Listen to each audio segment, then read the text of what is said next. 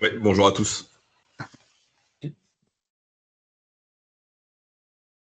Alors,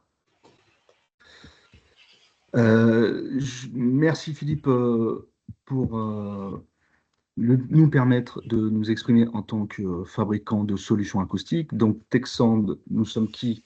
Nous sommes la filiale acoustique d'un groupe français plus que centenaire qui s'appelle Soprema. Notre but, c'est d'intégrer tout ce qui sort de nous, enfin tous les matériaux acoustiques qui sortent de nos usines et également de sourcer à l'extérieur pour pouvoir transformer la matière.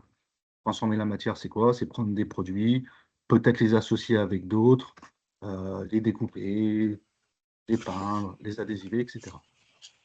Je me permets de commencer par une parenthèse sur une catastrophe enfin, alors je vais être un peu, je vais casser un peu l'ambiance, mais si vous voulez, au 1er janvier, je ne sais pas si vous vous souvenez, il y a eu une catastrophe en Suisse dans un bar euh, qui est une tragédie, hein, qui est le bar Constellation, où clairement, il y a des matériaux qui ont été défaillants. Et, et si vous voulez, suite à ça, nous, Texand, on a reçu beaucoup d'appels. Donc, je voudrais rassurer l'auditoire, tout ce qui se ressemble ne se vaut pas. Donc, nous, Texand, Soprema, on apporte vraiment, euh, on fait un point d'honneur à avoir quand même des produits avec des certifications, faire évoluer les produits, euh, voilà, pour permettre aux prescripteurs déjà de prescrire des matériaux tout à fait compatibles avec les différents édifices qu'on peut retrouver. Donc, sur la mousse, je vais commencer par la mousse de mélamine. On vient d'avoir un label qui s'appelait EcoBalance. Donc, nous, on s'engage en tant qu'industriel déjà à utiliser de l'énergie euh, 100% verte. D'accord? Toujours pareil, hein, 2030, nous avons des objectifs de décarbonation et bien sûr de bilan carbone et qui vont impacter les industriels et aussi les utilisateurs.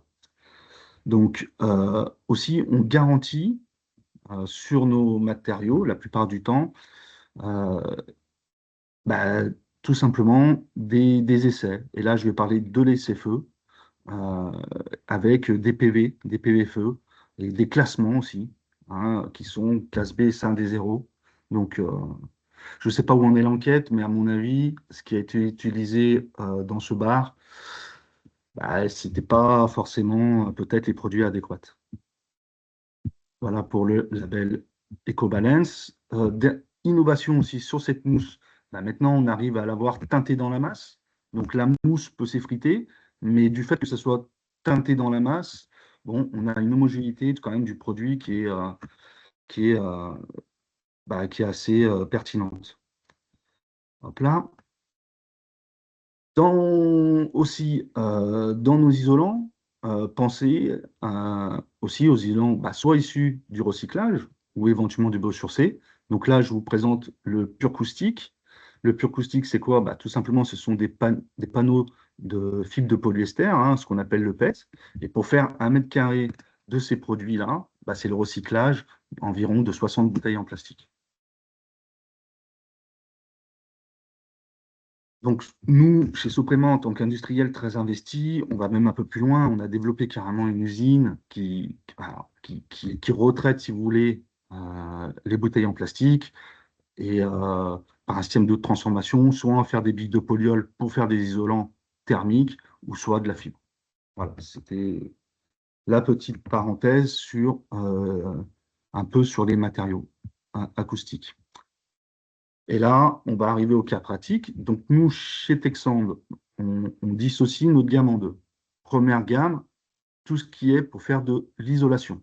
Et là, ça va être fait essentiellement par l'apport de masse lourde.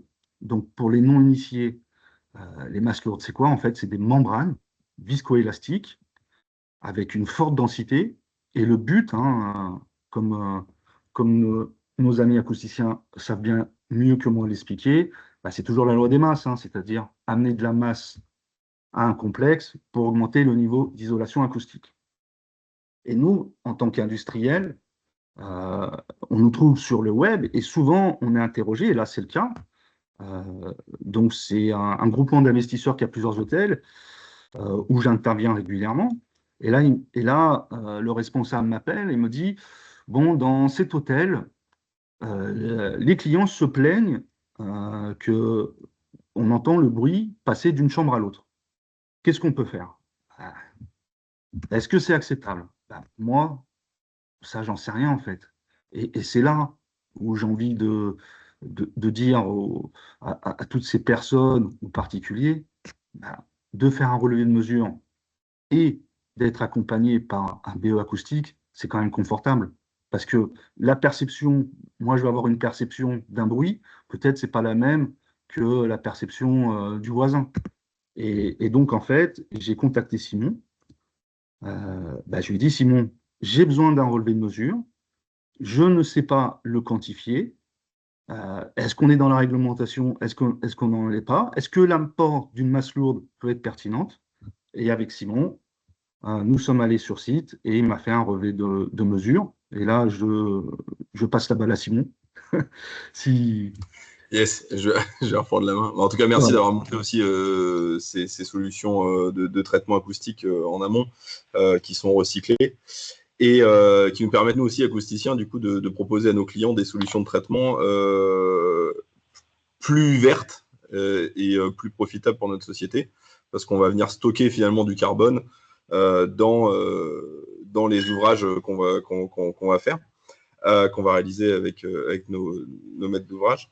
Donc là, ouais, du coup, petit retour sur l'utilisation du Texan de SY70 Geo sur, du coup, comme l'a expliqué Ludovic, un hôtel.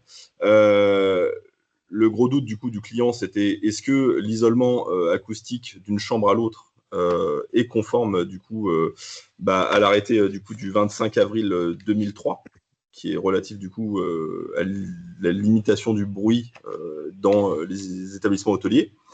Et le requis entre une chambre et une autre chambre, c'est 50 décibels d'affaiblissement. Du coup, nous, ce qu'on a voulu faire, c'est essayer de voir si en effet d'une chambre à l'autre, donc il faut imaginer que c'était des chambres mises en totale symétrie, donc tête de lit contre tête de lit, séparées uniquement par une paroi qui était constituée du coup de 2 plaques de plâtre par parement. Donc on le voit, oui, donc tu pouvais passer Ludo Oui, sur la oui, slide suivante. voilà. On le voit du coup que donc notre lot de référence, donc on a 2 chambres dos à dos, qui sont séparés du coup par donc une cloison distributive, séparative même, de 2 BA13 d'un côté, 45 mm de laine de verre et 2 autres BA13 de l'autre côté. Et donc ça, c'était notre lot de référence. Et finalement, on voyait que sur place, on obtenait un isolement du coup de 47 décibels.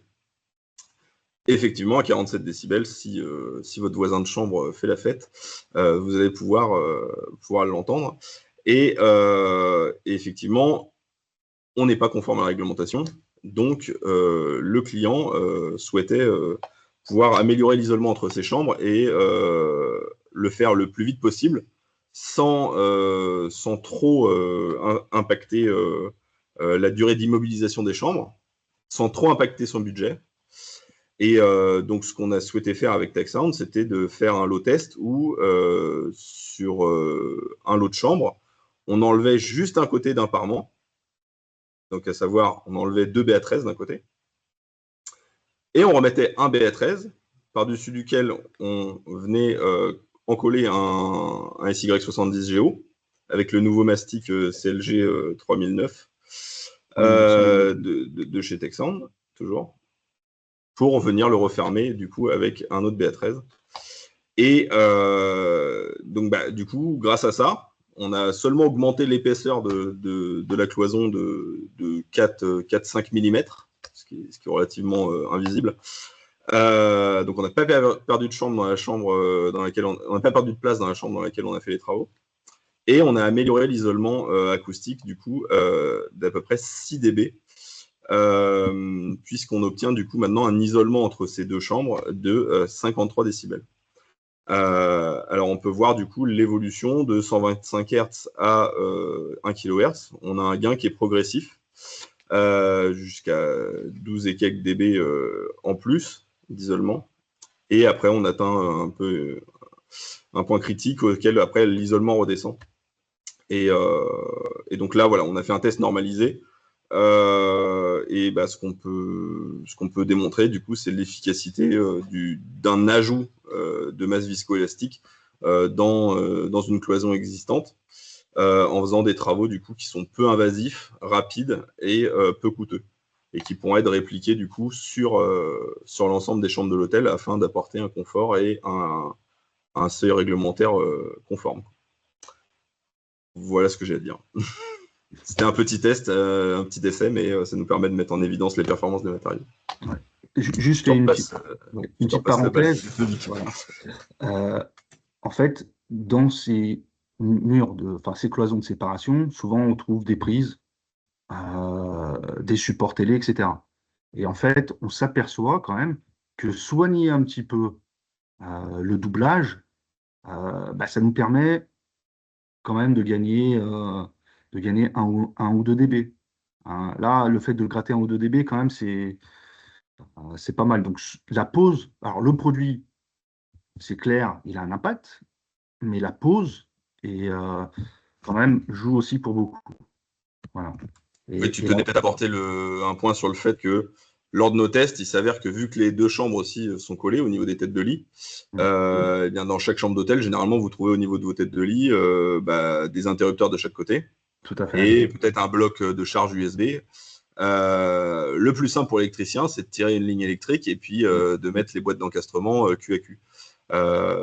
Tous mes confrères acousticiens auront déjà dit à leurs électriciens sur site évitez de faire ça, essayez des chicanes, essayez d'écarter les plots d'encastrement les uns des autres. En effet, le plot d'encastrement, il n'a pas la même densité que la paroi en plâtre. Et puis, on est obligé de découper aussi le texan finalement pour rentrer ce plot d'encastrement. Donc, ce qu'on aurait pu conseiller peut-être à ce client-là, c'était du coup, ce qu'on a fait pour les autres chambres, on a fait un seul low test, c'est d'essayer de décaler justement ces interrupteurs et prises pour améliorer encore plus l'isolement. Donc finalement, on a obtenu 53 dB d'isolement. Je ne doute pas qu'en améliorant ce point, on pourra augmenter encore plus la performance mesurée sur place. Voilà. Tu as quelque chose d'autre à apporter, Ludovic? Non, toutes nos solutions sont très simples à mettre en œuvre. Vraiment, c'est à la portée de tous. Donc, ce qui est extrapolable à l'hôtellerie l'est aussi à l'habitation. Donc, avec l'envolée, surtout en milieu urbain, du prix du mètre carré, le fait de mettre ces masses lourdes, parfois, et même tout le temps, nous oblige pas à faire ce qu'on appelle une contre-cloison. Donc, c'est-à-dire, on va essayer d'optimiser les gains de place, quoi. Et ça, je pense, c'est ultra intéressant. Après, l'apport de masse lourde, c'est pas le remède miracle aussi. On fonctionne en complexe, on a gagné 6 dB, mais c'est le complexe entier. Voilà. C'est pas juste l'apport de notre membrane. Il y a quelques questions qui sont apparues dans le chat, on les prend. Question de Fabienne Dutoit, question combinée. Est-ce que ce produit peut être utilisé comme couche d'amortissement entre les OSB du plancher de gym? Bonne question. Si vous voulez, sans trahir de secret, là nous sommes en plein test sur tout ce qui est MOB, FOB, etc. Et alors, je parle toujours au conditionnel. Moi, mes interlocuteurs sont les BE acoustiques et ils veulent de la donnée. Donc là, nous sommes en phase de test et d'essai. Et bientôt, je serai en capacité de répondre factuellement à cette question. Pour l'instant, c'est en développement. Moi, j'ai mon opinion. Je pense sur OSB ou sur Lambourd, ça marche, mais bientôt, je serai en mesure de le prouver. Donc, pour l'instant, voilà. Je reste un peu mitigé, excusez-moi ma réponse de Normand, mais bientôt, je pense dans 6 mois, nous aurons des choses factuelles. Pour Parfait. Pour les l'instant, assises, par exemple. voilà, j'espère. Après, toujours pareil, nous, en tant qu'industriels, ce qui est long, c'est aussi de passer en essai, c'est coûteux, voilà, et le sol, c'est un véritable sujet. Autant sur les parois, enfin, partition verticale, ça va vite. Sur tout ce qui est plancher, etc., c'est un peu plus long. Voilà. Est-ce qu'on peut avoir un détail de réalisation de la cloison avec le complexe SY, question Ou- d'Anne-Laure Cariou? Oui, oui. Alors, si vous me contactez par la suite, on a même des vidéos de montage. Je serai à même de vous donner tout ça, avec plaisir. Donc, on a documenté, on a fait des photos, des vidéos. Bon, là, dans le cadre de cette intervention, voilà, je voulais pas alourdir la présentation, mais bien sûr, si vous revenez vers moi, avec plaisir. Est-ce qu'il y a des contraintes particulières après en termes d'accrochage? C'est le même comportement que 2BA13? Alors, nous, si vous voulez, on a besoin du support. On a besoin soit d'une plaque de plâtre ou soit d'un panneau, par exemple. Et en fait, nos produits, il est très simple. Alors déjà, le Texan, c'est très très souple. D'une face, je suis équipé d'un transfert adhésif, donc c'est-à-dire je décolle, je fais un petit talon de 5 cm et je viens coller sur ma plaque. Et de l'autre côté, j'ai comme une sorte de toile, ce qu'on appelle un tissé, qui me permet de coller directement avec l'aide d'un mastic ou d'une colle, par exemple, sur le support. Donc, à la mise en œuvre, c'est vraiment très très simple. Ça se présente comment? Sous forme de rouleau de 1,20 m de large, les dimensions d'une plaque de plâtre, par 2,60 m. Le seul inconvénient, c'est de la masse lourde, c'est-à-dire que ça pèse un peu. Un rouleau va faire aux alentours de peut-être 25 kg. Ok, je crois qu'il est temps de passer à la dernière présentation. Henri Brunet,